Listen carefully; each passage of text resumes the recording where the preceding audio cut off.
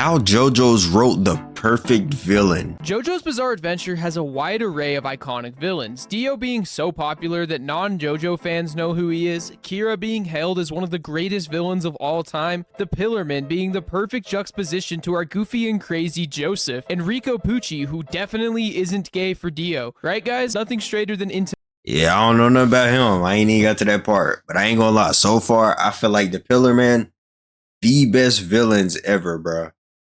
But I still got a second half of Dio to watch. So yeah, I'm gonna be watching part 3 on Thursday, you viz me. So yeah. Link down below on the Twitch.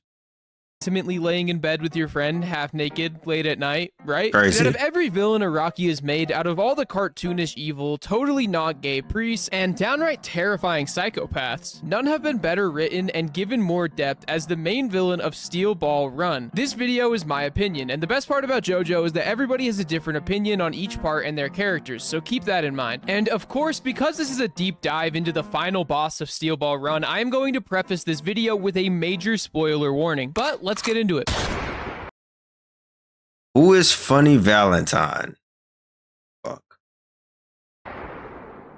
Funny Valentine is the main villain of Part 7, as well as the 23rd President of the United States. And Hold on. That shit just threw me all the way the fuck up. The 23rd President. in my opinion, the most well-written villain in all of JoJo, as well. Hey, that boy done been through some things, bro. What the fuck? Them scars and slashes on his back. Like a damn. Never mind, I ain't gonna say it. Well as the actual mastermind behind the Steel Ball Run race, regardless of what the story leads you to believe early on. When we're given Funny Valentine's backstory, we see him as a child, where a man named Captain Valentine shows up to him in his mom's house and reveals that his father, a soldier in the war, was kidnapped and tortured, but through it all refused to give up any information on the whereabouts of his comrades, believing that doing anything to protect his country is virtually the same thing as protecting his family. The only thing that was able to get him through it was a handkerchief with the date September 20th written on it, Funny Valentine's birthday. The only thing he could do to cling to his sanity was to protect this one item, and as the torture got worse, as they stripped him down of everything he had, all he could do was gouge out his eye and hide the handkerchief in his empty eye socket, which is What the fuck, bro?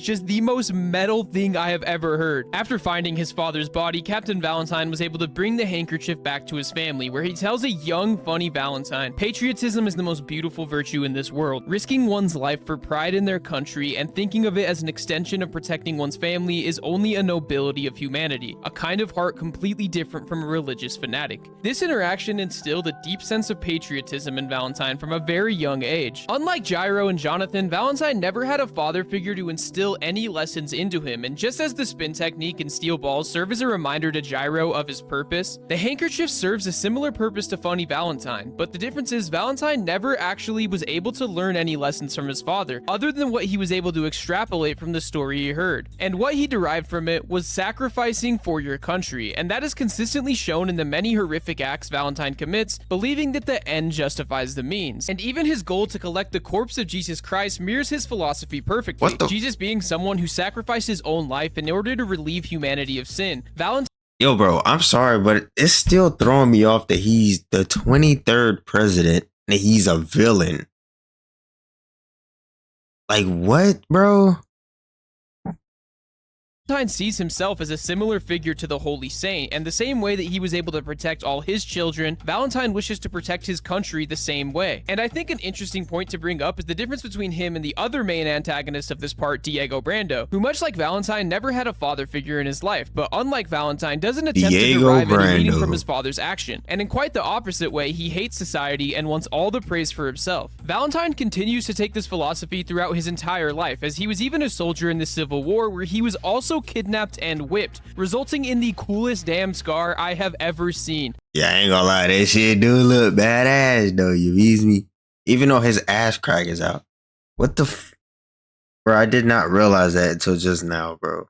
This man has so much patriotism that he literally has the American flag scarred onto his— Oh my, yo bro, I did not even, yo. What? I did not even notice that, bro. Back. Like, this is why I love JoJo so much. On surface level, it's a very dumb concept, but in the context of JoJo, there is literally nothing this cool. On another expedition, him and his company unknowingly stumble into the Devil's Palm, where everybody in his party except for him perishes. And upon collapsing from exhaustion, he stumbles upon the corpse heart, where it combines with him and manifests with his stand. One of the coolest in the entire series, filthy axe at a reasonable price, also known as FAARP, but we'll get back to that later. I can feel the JoJo's fans malding in the comments. I think I should also mention that in Steel Ball Run Extra Chapters, we actually see a different backstory for Funny Valentine, one where he didn't get the corpse part until he was already in Congress. When after finding Joseph of Armatia's map, I'm sure I butchered that, he goes to the San Diego desert, where him and his party were caught in quicksand, and once again, he is the only survivor. Now correct me if I'm wrong, Joe Storians in the comments, but to me, this version felt more as if it was implied that Valentine may have done something in order to make himself the only survivor. But regardless, the backstory shown later on in the series is considered the real one. You know I couldn't make a video on Funny Valentine. Hold on, bro. Who the fuck whipped this back to make the flag? I don't know why that, like, I'm just now thinking of that as a question, but who whipped this back? What the Yo, that's one special motherfucker. That motherfucker need to be an artist. Like, damn.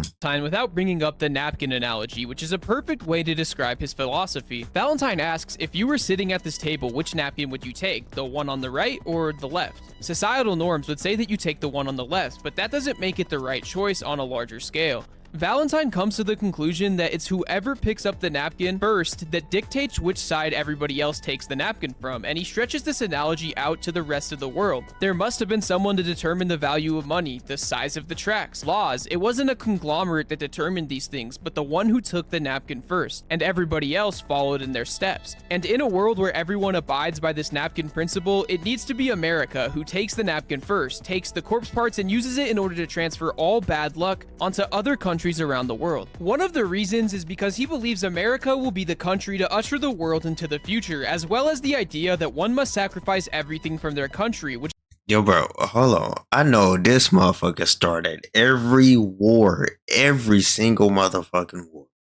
directly contradicts the beliefs Gyro adopted after the True Man's World arc, where it's more about being your truest self and doing whatever it takes regardless of what society believes. Johnny and Gyro's way of thinking is much more on an individual level, while Funny Valentine is thinking of society as a whole. Valentine believes that ends justify the means when it comes to your country. Gyro fully accepts his flaws in his human side and just believes in doing what's right through what he can do for the greater good, not using other people as pawns. It's a direct foil to the beliefs of Valentine, and it's these contradictions in the beliefs of the antagonists and the protagonists that makes the battles less like two godlike beings fighting and more of a clash of ideals. Moving on, after obtaining his stand D4C, yes, I know the actual name, Valentine began to search for power in the realm of politics, where he slowly rose up until he became the President of the United States. Which brings me to my next point.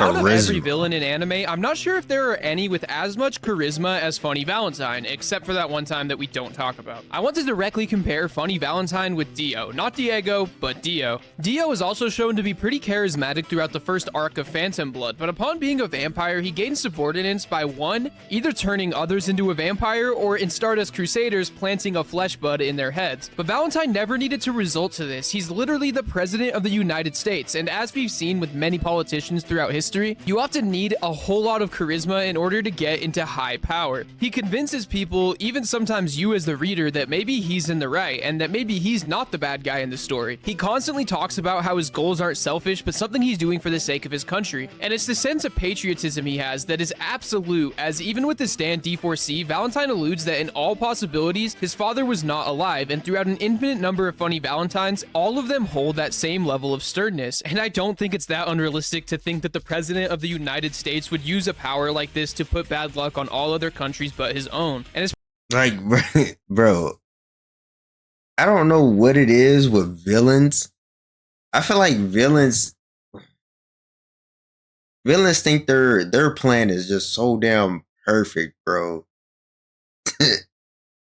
Dude, this shit ain't doing nothing but fucking everybody up. everybody else up. It's pretty rare to see media that depicts the dangers of extreme patriotism, especially in stories about America, because patriotism is rooted into American culture, and you're always led to believe that that's a good thing, but through this character, we see just how dangerous it can get. You know a villain is really well written when they are so charismatic that even people in real life will make the argument that they are in the right. Think of Eren Yeager, who is going to wipe out 90% of the population for his friends, and some people say that was the right choice. Light Yagami trying to become a god by killing all of the criminals, and whether you like it or not, the crime rate did go down. But this is someone who scarily believes that he is doing the right thing, kind of like Nowak from Orb, and in a part where the characters are constantly changing and moving away from their original ideas, a character who is just completely stern in his beliefs and will not change is one of the most dangerous evils you can have. And although I have gone through most of this video talking about how selfless Funny Valentine is, I think what makes him such a great character is that when you move away from surface level, you realize he's actually extremely selfish. Although he's constantly saying that he's doing everything for the benefit of America, he doesn't have any moral grounds that he has to stay within, and he goes to about any length he possibly can just to get his goal finished, even going as far as to bring Dio back, who arguably would be worse for America than What the fuck? not having the corpse in there at all. I've seen people online saying they don't like the way that Valentine is constantly monologuing and trying to convince people he's in the right, but I think what some people don't realize is that he's not only doing that to convince the reader and the people he's fighting, but also to convince himself. He doesn't see Americans as individuals, but more as one giant country, so for him, even when he sacrifices one person, or even 10, or even 1,000, in his mind, that's the most noble way a person can die. He's just trying to constantly remind himself that he's not the bad guy. Through the first 6 parts of JoJo, Bro, I feel like every single villain in JoJo's have a similar way of thinking, bro. Like a very, very similar way of thinking. there were always very clear good and evil opposites. Which makes Jonathan sense. and Dio, Josuke and Kira, Jolene and Pucci. Araki really didn't like to play with the idea of what is true justice, but in part 7, he really gives us a moral conundrum when it comes to Johnny versus Valentine. Johnny is a very selfish character at the beginning, and even when he originally finds the corpse parts, the only reason he wants to assemble them is for the hope that it will allow him to walk again, but as time goes on, that goal does change. And he begins to want to protect the people he loves, specifically Gyro, and he is worried about the corpse going into the wrong hands. Johnny isn't evil at the beginning, but as the story goes on, we slowly see him become more and more human, someone who isn't concerned with his own goals, but rather becoming a morally good person. Valentine, on the other hand, is someone who is originally shown to be very selfless, but once Love Train is created and Valentine realizes that all of the misfortune goes to somebody else random in the world, it becomes extremely clear what kind of man he is. I think most people who are morally good would realize the harm that this causes to other people and the way it just throws off the entire balance of the universe and not allow anyone to use that power. But Valentine does not care, and instead continues to pursue his goal, blinded by all the power. The selfishness of Valentine becomes the most apparent when Johnny attempts to test him, convincing Johnny that he's in the right, and he even gets Johnny to say you definitely are on the right path. Johnny passes him the gun that he used to kill Gyro, and because of the nature of D4C, if he lied to Johnny and took a duplicate gun from an alternate universe, the weapons would come together and be destroyed. Valentine then pulls the gun from behind him and attempts to kill Johnny before he can do the same to him. And that is what I find to be most important. If he was really doing everything for the sake of the country, if everything he said up to this point was true, he would not have tried to kill Johnny, but instead fulfill his promise so that he can reach his goal. But he wants to be the one to do it. He wants to achieve victory in an absolute way. He wants to be the hero, a god. And because of that, he is... Oh yeah, he tripping, bro. I feel like he would annoy me, bro. I'm not gonna lie to you. I feel like he would annoy me. Just like, Cars a little bit and Dio a lot of it. Dio was fucking annoying to me. Not saying they bad villains. It's just annoying.